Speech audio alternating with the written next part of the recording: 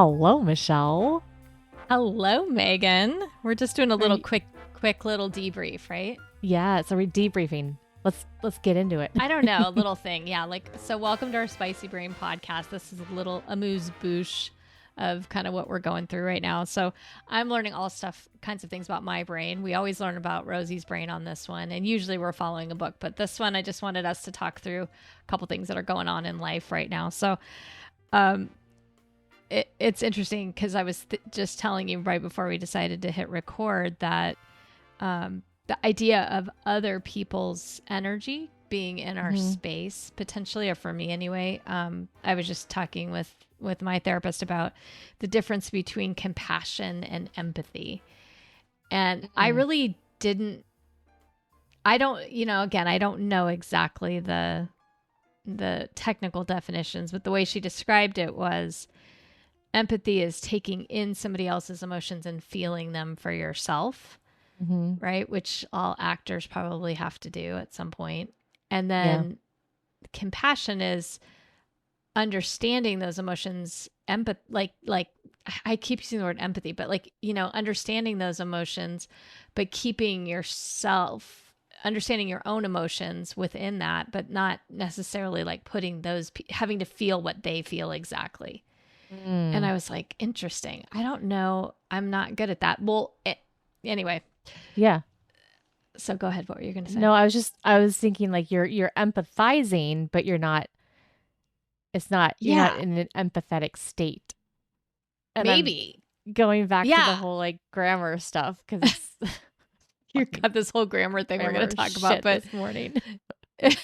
So we got to talk about that too, for sure. I'll bring it back up.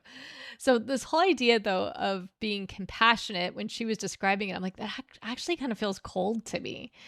Yeah. That I'm not going to be in it with you, that I'm going to see you understand and be compassionate that you're having this, but that if I get in it with you, then I'm actually making it about me. Because I start getting spinny. For me, that's what happens to me. Like I call it the spinnies. Like I get spinny, and then, like we had a really dear friend who ended up in a horrible motorcycle accident. And I got, you were there that day visiting when we found out the news, and I was just beside myself. Right. And I couldn't, and that's kind of an interesting term anyway, beside yourself. It's like you're not in yourself completely. Yeah. But, there was the shock of it, and then there was all the emotions. And then immediately, like almost immediately, I went inward and was thinking about, well, if he had come into our house versus not come in, and, what if he had never gotten the motorcycle, and was I part of, all of this stuff, right? And I started making it about me ultimately when I did that. And anyway, she said this idea, which of course is sort of like obvious on the surface of it, but in the moment wasn't for me, was just this idea that when I get spinny, because I'm working at like not dissociating, staying present, but when I get what I call spinny, the spinnies, that's my form of dissociation. And I'm like, I never would have described it that way. I never would have said, oh, when I'm having sort of an anxiety or beginnings of a panic attack, that somehow is the same as dissociating. I always thought of dissociating as like kind of floating off in my mind. So I didn't think of it as that. And so anyway, when she said Which that, is for interesting, me, it made a lot of sense. Because you said you thought dissociated's floating off, but when you get spinny, you're beside yourself. Yeah. So you kind of are. Like, it's out of body. No, it is. Like either way, it's like whether you're floating or whether you're just standing next to you, it's like it's still out of body. That's interesting. Yeah. And then it made me think, and she said, so then you're not present, and then you're also not ready to actually take action and help someone else. So she's like, so what can you actually do for this person who you care about but is in the ICU? She's like, are there concrete things you could do? Like you could write a card, you could do this, you could send flowers, you could do something, but you need to steady yourself so that you can be ready to act, because there's literally nothing you can do currently. Right. Like I can't go there and spend 8 hours because I work. I can't go there and do any of the nursing or doctoring because I'm not a nurse or a doctor. So, there really isn't anything I can physically do right now. And I Yeah. thought, gosh, that's so interesting. So I thought I'd bring that up to you and see what you thought about that, because It's that could look literally like out of your hands. ADHD. It's like literally out Yeah. of your hands. Well, this is Yeah. also why they say, you have to get a real diagnosis as an adult, you have to like, if you've had trauma in your past, you have to Mm-hmm. you have to deal with your trauma first and then figure out if you're ADHD. Because like trauma can show up like ADHD. Like it can be Yeah. very the similar Right. Like I have symptoms. trouble regulating my emotions at that time. I have Yeah. trouble with impulse control at that time, much more so. Hmm. I have trouble, just relating and relational things when I'm in those moments. So yeah, I think I think if so. anything, like even if it isn't ADHD, like, but it is a good opportunity um, for like understanding, right? Like for you to Hmm. understand me and Josh and Brian and even mom to some extent, even though she's not been officially diagnosed, but she probably is.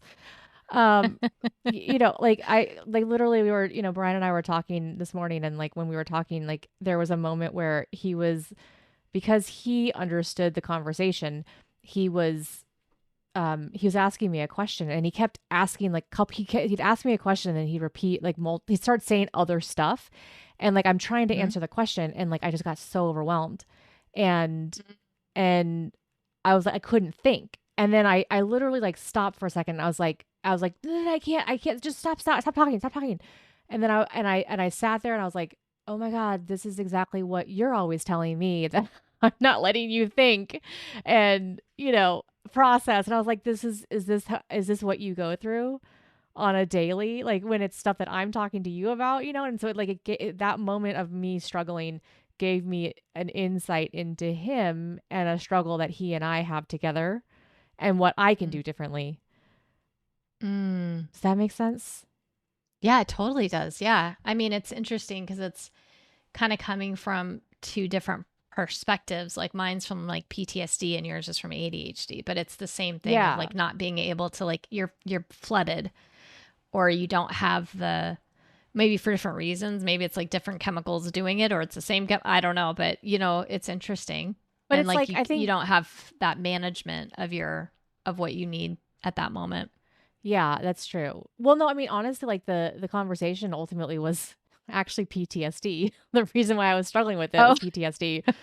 I mean, yes, there's also an Oh, ADHD component, but then the ADHD component made me like do quick quits. But then the part that got me frustrated was the PTSD part. from school. Yeah. So like, I mean, I think Interesting. that's what's interesting but what I think is fascinating is that like it reminded me it's an opportunity for me, since I don't typically struggle with like verbal communication, like talking and then Mm, knowing what I'm yeah. thinking right away. So I Yeah. don't deal with that. I don't have as much empathy or as much consideration for Brian As much when compassion. he's compassion, that's the word. I don't have as much Mm-hmm. compassion for him when I'm like, well, why can't, like, okay, fine, I have to just stop talking and I can't be myself. But then Right. I realized like that moment of like, oh, I have this trauma around it. So it's like really hard for me to talk about this conversation and Mm-hmm. understand and process. And while that's not difficult me on a regular basis, it is difficult in this moment. And it gave me the ability to like, oh, I need to check myself when I'm talking with him. When I see this in him, Right. I need to check myself because I'm like, oh, I'm not being Yeah. very compassionate in that moment. Yeah. And it's interesting when you said it, because I think when I think about how hard it is for me to process and make sense of things and make decisions when I'm in the state I was talking about earlier, I think it Yeah. might be similar to how it feels maybe for Josh Mm-hmm. regularly, Yeah. right? In terms of that, like because my prefrontal cortex is like doesn't have all of the chemicals. It's like everything's in the primitive brain in the back of my head. All the blood's rushed down there and it's trying to save me from the lion or whatever I think of as the critical thing at the moment. So it's interesting. It's not the same, but it's the same of, like I don't deal with this regularly, but when there are moments I am dealing with it, how important it is for us to be compassionate and think about the people in our lives who do have that going on. Yeah. And Yeah. eventually it does calm down a bit. So like there is, it's not Mm. like I'm in a constant state of that prefrontal cortex being flooded, right? Like there's I think a point like where yeah, like a lot of times this is how it is to deal with things like in my life, but then also there are Not some always. moments like yeah, it's like I usually find a way to Mm-hmm. get out of it. Like you found a way to get out of it, out of your spinnies. You know, it's like you usually find a way. Now, what if that way is healthy or not? Mm-hmm. Yeah, But for you know, sure. you usually try And to how find some long way out of does it. it take? How long Yeah, does it take? See, that's what I feel like the EMDR has done for me is it just doesn't take as long. yeah, I don't think it's going away anytime. That route is pretty ingrained, ingrained. but Yeah, ingrained in my brain head. But it really does go. I do come back from it more quickly, right? And so yeah. that's I've noticed and that I. too. Like the more I work through stuff, like Mm, I just come back from things a lot quicker than I used to, for sure. mm-hmm. Yeah, but it takes time, doesn't it? And it's Oh, like so much work. so much fucking time. It's so annoying. I'm like, really? Does it have to be this Yeah. long? Really? Right. Right. Can't somebody just go in and tinker in there and fix it all? I know. Just fix Oh, be it. so Just nice. fix Just fix it. it. Make it better. Yeah. I know. Just takes I know. forever. I just wanted to talk to you about that because I thought it was interesting. The idea, this separation of compassion for someone versus like fully empathizing in terms of like taking it all in. So I was thinking because, Brian's in school right now and, you've seen me go through things with Josh with school and how much I take it on as my own. I And the other know. day I just said, buddy, I'm passing the baton to you. You're heading off to college. I believe in you. I know you can do this. And, I'm here. Please ask for help when you need it. Yeah. And no kidding, the next day he got up whenever he got up and he did it whatever times frame he did it because I was at work. I didn't see. But I kept getting texts from him all day, like, okay, I contacted this person and I looked up this and I need to get my immunization done and I need to do this and I need to do that. And I'm like, all right, like he's got a plan, whether like he might Yeah. need a little gentle reminder here and there or whatever. But this idea of just like handing over the reins to that was actually the most compassionate thing I could do. Like I didn't need Mm. to empathize with his anxiety of going to college Yeah. in that way because of course he's anxious about it and excited and all the things. Yeah. But I just had to look at it from a compassion standpoint of like there's nothing for me to do right now. My job is to stay stable, stay whole, and be ready to act when needed. And Mm-hmm. that was really interesting to kind of think about that because otherwise I'm in it with him, right? And I'm Yeah. on the roller coaster with him, and that doesn't help him.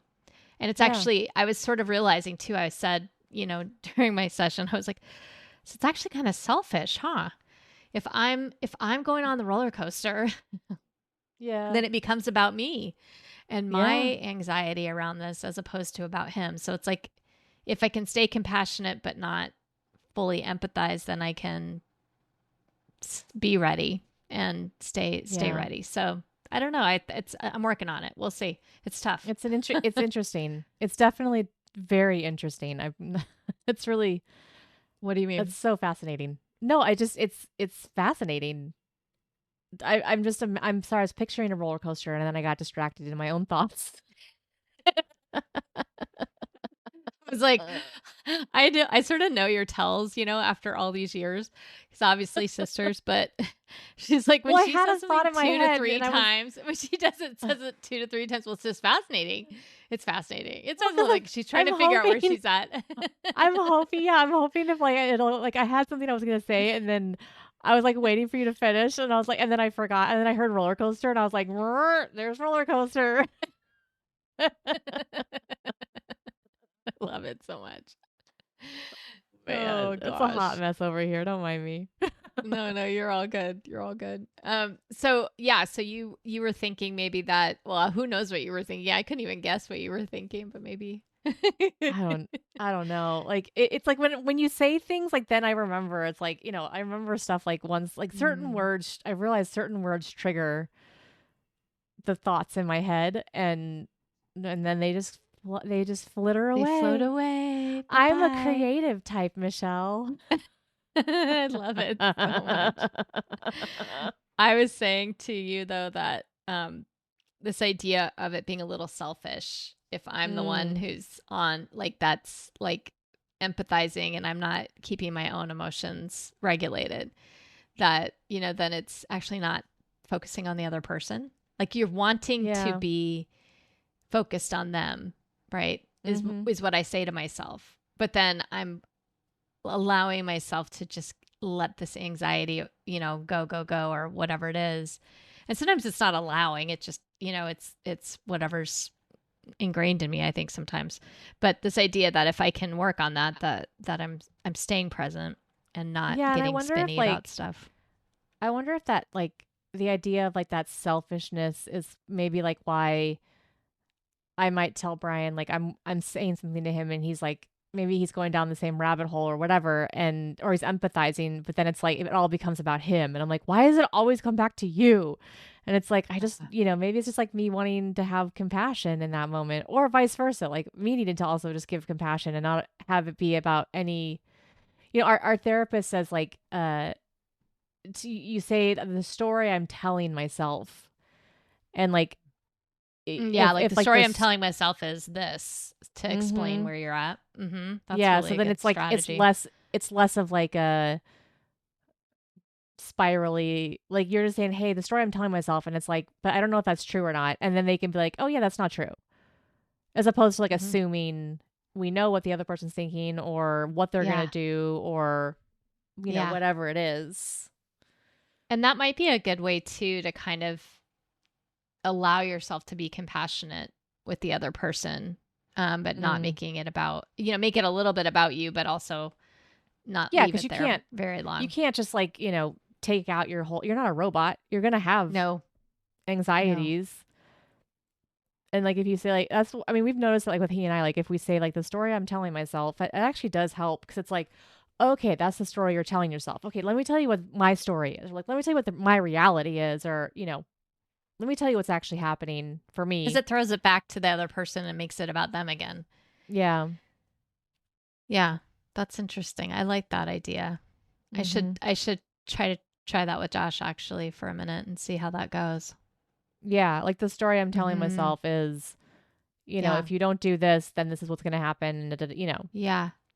I think I did a little bit of that, but I didn't say it in that exact way. I was like, I just need you to know I'm hearing all this stuff, at our university, and things have changed a lot to the point that even people who've worked there for 25 years don't know exactly what the processes are right now, which is just wild. But he's, going to that university. And so I'm like, so what my understanding is this and this. And so that's why I'm concerned. And then he kind Mm. of like took it down a notch and he's like, oh, okay. So okay, I see why you're having a little freak out moment or whatever it is. But Yeah. yeah, anyway, it was just an interesting compassion versus empathy. So I'm going to have to think on that some more. But I just thought I'd bring it up and see how you would take it. Yeah. I mean, I think that I didn't think that empathizing was a Mm. bad thing. Mm-mm. I would have Uh, said, like, that's what our whole goal is, to be empathetic to other people. yeah. Like it's interesting because like there is empathy needed. Like you Yeah. have to be able to have some sort of empathy in order to be compassionate. So maybe Yes. like the if we're gonna parse out the words, I it's guess. that like you're in an empathetic state, but you're not like in empathizing fully. Like what is actually empathizing? Let's I look it know. up. I What does feel it like I need to actually look it mean? up too. Empathy definition. The Mm-hmm. ability to understand and share the feelings, thoughts, and Share experience of the another person. feelings. It's the sharing, Sharing. putting Yeah. yourself in someone else's shoes. Yeah. So like it allows you to view the world through someone else's eyes while maintaining an emotional connection. So like I mean, I think this is like why it's just so it's like splitting hairs. What's But compassion though? let's see. What's compassion? One moment, please. Compassion definition. Okay. The emotional response of recognizing another's suffering or distress and feeling a deep desire to alleviate it. I think she got them switched See, around. you think so? I think yeah, because like I feel like empathy is like the thing that you want, and then compassion is like Mm. and feeling a deep desire to alleviate it. It goes Yeah, see, beyond merely that's the feeling problem. an It's the emotion by alleviating motivating part. an active, warmed heart, a warmed-hearted and supportive effort to help. Yeah, yeah, yeah. Connect. So, like, the key characteristics of compassion is like recognition, connection, which is, and they put it in quotes, suffering with another person. And maybe Okay, she she just got swapped it the two. backwards. I think Okay, she because I was swapped the like, I two. always Yeah. heard like empathy is like the most important. Okay, I should have looked it up before we talked. Yeah. But anyway, It's fine. but the Now concept we of know. like differentiating that though, to be Mm-hmm. empathetic but not to have like this compassion, I guess is how I should say it now. That is excessive, right? It's like Yeah. the excessive compassion for me is the part where I'm like, oh my gosh, I can't keep doing that, right? Mm-hmm. It's because then I'm not okay. If that is it usually leads Yeah. to me being overwhelmed or Yeah, because trying to do something you're trying to figure out how you're gonna do it, like how you're gonna fix it. If yeah. like you're being compassionate, yeah, you're like, oh my gosh, like this is terrible. I want to be compassionate to you. And like in order for me to be compassionate, I have to fix it. And I don't know how to fix it. This is whereas like if Yes. it's empathetic, it's like, man, yeah, that I'm empathizing. This does really suck. Yes. Versus Okay, sympathy, that's better. which is like pity. It's like I Pity. Yeah. sympathize, I don't you like know? I don't like sympathy Yeah. from people personally. I don't Yeah. enjoy getting it. And I don't like it either because I feel like it's judgmental a little bit Yeah, it's got a little bit judgment to it. Yeah. sometimes. I I don't was know. I don't know, it's reminding Okay, me so of this this whole like, thing was completely backwards, and that's why I was struggling with it, I think. So I'm like, but I this is really what we thought, do. oh, I This know. is what But we I do, mean, Michelle. honestly, yeah, I'm going to have to go talk to her and be like, I think you got your words confused. Right. I do not think that you keep using that word. I do not think it means what you I think it don't think it means. means what you think it means. Michelle, I was Yeah. just listening to this like this deep dive this woman has about Britney Spears and Mm. how the media has like conditioned us to like feel sympathy for her and like and feel like want compassion in order to like keep her locked up. And she goes Oh. through this whole deep dive of like how Britney Spears in the very beginning of her career, or like, she's like, she went before the conservatorship happened, she transferred all of her assets to a trust away from all the financial people because she knew that there was people who were mucking with her business and her Mm. affairs. And so then, and she starts like wanting to get a new management team and all this stuff. And so the old management team and her family, who are all part of that team, start putting these like anonymous sources saying in the press, like anonymous sources say like they're worried about Britney. They're scared for her. Like all these like there's concern. Oh, And so it wow. conditioned us to feel sympathetic and and compassionate for her. And then when she was pushed to the breaking point, it's like, and now we need to do something about it. And Mm. because it's interesting, there's like she brings this up because like there's actually a new narrative of her again, like having a DUI recently, and actually she Mhm. wasn't. There was no like if she was arrested under the suspicion of being drunk, and she wasn't drunk, but yet all of the media coverage was that she got arrested for a DUI. Mm. And she's like, and so it's like this whole cycle again, like of her trying, like, and how many people have had DUIs, or how many people have been like suggestive in how they and how they they dance or whatever, and like no one's ever been like, hey, let's put them under conservatorship. But this like specific family is like trying to keep. It's just fascinating. I'm sorry, I don't know So wait, why. I don't really get it. Okay, so like Yeah. I don't know much about her. Obviously, I'm not a big like pop culture person, but Hmm. I mean I know enough, like I know who she is, and she's like the singer that like shaved her head or something, right? Hmm. Yeah. At one point. Okay. Yeah. I've always just felt like she had a spectacularly difficult life, right? Hmm. Like in many ways. And I would imagine just like, Judy Garland and all these young stars, they put them on uppers and downers and all these things to keep them going because their schedules are insane, right? Hmm. And I mean, that's just a guess, right? I'm guessing she was like early doped to do things, not even understanding that that's what that was. She didn't have a fully fronted, like their frontal cortex is not fully formed till 25. She didn't even have like most child stars don't have that ability to have that time to think about things. But I didn't ever feel like, I don't know, that I always thought she was strong, Yeah. right? No, Like I she thought is she was an very incredibly strong. strong person. So I just would think that there's this like ton of bricks coming down on her, and she's not very well educated, it would seem to me. So she wouldn't necessarily have, like what's her reading level? You know what I mean? When or Mm, whatever. Like I just would think like and that's not to be like rude, like you can't be smart without being educated, but like I feel like she specifically wasn't somebody who, when she spoke anyway, she, maybe it's an act, right? I don't know, but like she didn't seem like she had been given many opportunities to study or learn about the world other than her very specific world. mm.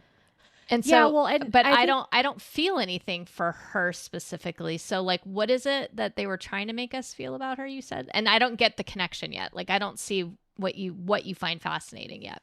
oh, well, so first of all, I wasn't like a massive Britney Spears fan. I wasn't like in the Free Britney Mm-hmm. movement and all that, but like I'm just curious about it all. It's Free fascinating. Britney because Yeah, she so had she was placed in a conservatorship at like 22 or 20, somewhere in her early 20s, after oh, having just had two children. So she might be postpartum, going through a messy okay. divorce in her early Okay. 20s, right? And so like the Right. narrative was that like, oh, poor Britney, she's, a hot raving mess. We need to Okay. help her. And Okay. so her Oh. conservatorship was her father, Was who was was helping also her, quote unquote. helping her. Yeah, was being, and so like Oh. the goal was like for the media to like was sort of complicit in all of this, because the media, the thesis was that the media was the one who was creating this like cycle of like compassion seeking, like, hey, we were worried about Britney, we need to fix Britney, because like it was actually her family and the conservatorship, like the people who were doing all that, they were slowly building a case for the public, so the public wouldn't ask questions, the public wouldn't like fix Oh. anything. So the whole idea is like they were building this case in the media about like, oh, Mm. poor Britney, it's so sad, oh my gosh, we need, she needs help, like when's she gonna get help, like oh my gosh, will she ever? And then as like you're doing this, like, and all these little insiders, these anonymous tips who are not saying Not who they are, but someone anonymous. close to the Yeah. child, to Britney, and not Britney herself, but someone Right. close to her, saying, we're worried about her, and oh, she like seems like she could break at any time. Then when she finally does snap, Mm-hmm. rightfully so, with everything she had Mm-hmm. going on, Sure. then it's like, hey, we need to come in and save her. Now it's time to save her. Now we're going to like Mm. actually fix her, as opposed to empathizing, right? If we had added to Mm-hmm. empathy for her, we would say, Yeah. oh, she is 22 and had two children, and, is Right. struggling for custody, and like all of these different things. And then she's also being hounded, by hundreds of paparazzi, which no one had been that before her, where it was to that level and that extreme. And they've done research to show that like Like people who Princess are, Diana, right? yeah, That like like people that who kind of are just level. in a Mm-hmm. cage, yeah, who are just like in a spotlight all the time, being watched, it actually messes with your psychology. Of So instead course. of us having empathy for her, we all like thought, I'm saying we as like a general, but like, that instead of there was empathy, there was like this compassion, because that's how they built it. They built the sympathy and then built up the sympathy, and then that hopefully that you would have compassion for her, which I just found Yeah. fascinating. And that And somebody needed to do something, and so if it's a conservatorship, then that's good. yeah, I see. and the conservatorship, Michelle, just is so random, but like they got this conservatorship because they said that she had early dementia, Wow. that she was 26 years old or 20 whatever, and and she had early dementia, and that we'll get you we have a doctor who says yes and agrees to this, we'll get you all that information, we just need to get her into a conservatorship now so we can get control and make sure she takes care of herself. We'll get you that data later. And then no one ever followed up on it, That's ever. evil. And so she was like in this thing for over a decade, Mm. just like it's like someone can literally just like take your stuff like that. It's like, it's wild when money's involved. I don't know, it was just fascinating. It is interesting. And then now she's like got problems, quote unquote, again. So Again, then it's like, shouldn't she really be back in this thing? Yeah. Is that the idea? That's the Or idea, is that like now, yeah, mm, the same mechanism that was trying to keep her down before. It's like it's the exact same playbook is starting again. It's like, oh, we're sources close to Britney are saying we're worried about her, but yet the media mm, is not actually picking up on they like the sensationalized part, right? They're like, oh, she's got a DUI. Well, she actually wasn't drunk under like the legal limit at all. Like and then she had to like check oh, herself into rehab just to show that she was playing ball. And I'm like, my God, this poor lady. This like, and so like me, it's like I'm empathizing for her now. I'm like, I want to empathize for her. Like that would just suck. yeah. And I'm like, I have no need to fix her. Like she just go do her own thing, girl. You do you. Wow. It's just, yeah, that's what it made me think about. I don't That's know. a I really was, good example, though, of like the compassion versus empathy that we were talking about. Megan, you brought it all together. You brought I it know. home with the Britney Spears. Yes. I knew it made And sense. what's Eventually, one of her songs like would the tagline work? Like hit me, baby, one more time. Uh, sure. I'm stronger. Stronger. Than yesterday. Okay, stop because I think you get charged. Yeah. It's an Not when you sing it expensive badly. podcast. Not when you sing it badly, If Michelle. it's off key, it doesn't count. And stronger than yesterday. There's nothing but a ball Okay. away. Seriously, though, stop. You're going to have to bleep it all out. I've been reading on law. I know things now. Shoot. She's figured it out, people. Well, thank you for helping me figure out the difference between compassion and empathy. And I think I think I want to continue being empathetic then. And, Yeah. but it sounds weird to say I want to be less compassionate, but it's maybe true. I think it's true though. It's like you can Yeah. still have compassion for somebody, but you don't have to be compassionate. Like the state, you can have this. You can feel the desire. Like I feel like sometimes like I The want to desire help to help. people, Sure. but like I don't put myself in that state of Mm. of like it's like I feel that urge. Like my initial urge is like I'm empathizing with somebody Yeah. and I'm like, oh, I want to fix it. The And it's urge like, isn't wrong. It's just the action of like, right. what is it? And also then what does it do to you? Right. Yeah. Like if it's okay and you can help them, that's fine. Right. But this idea of like, maybe that's not a good or necessary. Yeah. Right. And that's Or what maybe like, it's like in smaller bits, like small bits of compassion, as opposed to like, you're going to have that state for like, months straight or something. yeah, like it shouldn't be like you shouldn't be using compassion for others if it's in the face of the compassion for yourself. Mm-hmm. And it's like, And also like if it's not been asked for. right, because that's Like unsolicited. it's unsolicited compassion isn't necessarily always a positive either. Well, and like how many men try to like mansplain their way and like rescue me, and I'm like, ugh, I don't need your rescuing. Or like how many white saviors are there out there? Like, just people who think that they need to fix something, and it's like no one asked you for your help. Mm-hmm. Yeah. No, totally. But then it also like frees you up though. Like that's what I've kind of learned over time. It's like it frees me up for helping people when they really do need it. Because like I'm not depleted. And that was my therapist's point, even though I think maybe I got the words, let's be honest, I'm dyslexic, so it's probably me that got the words backwards. But the idea that you're sitting back and you're like feeling all the things that are going on for somebody else, but you're not acting until the action is either requested and or that it is something you can actually control and do. Right? Because you could sit there and tread water forever and just wear yourself out. But, there's no, like, what good is that doing anybody? Yeah. Yeah. Especially yourself. Yeah. Not helping the other person that you're trying to be, compassionate towards. Mm-hmm. Absolutely. All right. Well, we are going to continue to empathize with Britney Spears. Empathy, but people. Not try to fix her. Don't try to fix her. Just empathize. She's had a lot of shit going on. Right. Just haven't we all? let her be her thing. Yeah. It's fine.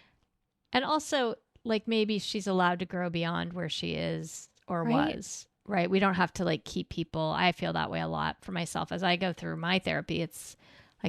I'm constantly saying like I have to surround myself with people who are ready to let me grow and Yeah. change and evolve, because, you know, when you work on yourself or you try to get yourself together, that means sometimes necessarily that your behaviors or the way you're acting is going to shift. And if Mm-hmm. people won't let you, that's hard, right? And I think that's true of public figures. Like we don't want them, you know, people don't like change always, even Or if it's a positive change. if they do change and they see that like the person's going back, to the way they were, that doesn't Yeah. mean that they still need help. And it also Like, doesn't mean they're going to stay there. Like it could have yeah, just been a bad couple of weeks, right? I right. mean, Like she everybody was has a bad couple of weeks. Yeah. this woman was talking about how like people are really worried about the fact that like Britney Spears was like she does things like dancing, right? Like she was doing some like I think Instagram posts and she was dancing with knives. And first of all, they were like Oh, prop knives, but oh, she was dancing with these knives and people were like, "Oh my god, it's so terrible." Or she's dancing like, in whatever outfit and they're like, "Oh my god, it's so suggestive, like hoochie mama." And you're like, "First of all, she's in her 40s and she looks fucking amazing." First off. But right. First secondly, off, the woman was like, "How many isn't that her people do whole we gig? Isn't It that her is whole her whole gig? Is gig. like, doesn't she? She dances provocatively on Yeah, stage. Like that's her whole thing. Like she's doing routines that she learned on stage. But also right. like there's an entire app called TikTok where everybody like started and got their rise to fame by dancing and doing weird dances and Mm, like some of them doing mm, suggestive dances. Like think about like Nicki Minaj and Megan Thee Stallion. Like I mean the whole WAP thing. Like they've done far worse than what Britney Spears is doing. But yeah. no one's saying like, hey, maybe we should put them in a conservatorship. Like the difference is that, Mm. her family, there's a whole Yeah, other she's got narrative bad being spun for actors. her. Yeah. Yeah, bad Like bad actors, it actors in sounds her like. life, which is Mm. I find fascinating.